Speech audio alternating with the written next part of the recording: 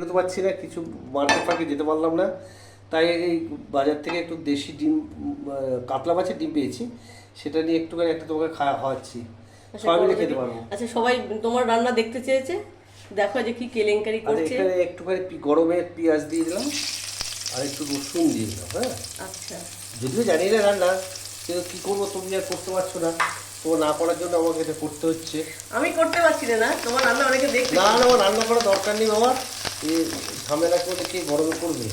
তাই নাকি? হ্যাঁ। আর আমি করে দিই, খেতে খুব ভালো লাগে না? হ্যাঁ, সেটা তো ভালো লাগে, হ্যাঁ, সেটা তো অবশ্যই ভালো লাগে, এই, আচ্ছা, যার যার কাজ, তাই না? আচ্ছা, পেঁয়াজ সবার কাজ সবার সমান।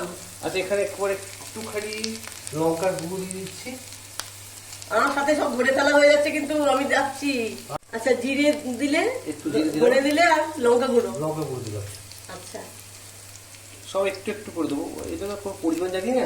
আচ্ছা, আর আগে তোমার ডিমটাতে একটু তোমার ওই হলুদ হলুদ আর নুন দেওয়া আছে। আছে। আচ্ছা, এবার কি হবে? এটা একটু ভাজার পরে আমি ওটা দিয়ে দেবো, দিয়ে একটা ঝুরঝুরি মতন একটা হবে। কি কেলেঙ্কারি একটা কিছু হচ্ছে আজকে, বুঝতে পারছি আমি। যা একটু ভাতের সাথে খাওয়া যাবে, একঘেয়ে খেয়ে খেয়ে একটা তো। আচ্ছা, একঘেয়ে খেয়ে? একঘেয়ে খেয়ে না। বাহ, আমার সবার বন্ধুরা জানে একঘেয়ে খাও না, প্রতিদিন আমি কি পরিশ্রম তোমার করি। নতুন নতুন রান্না করছো এখন?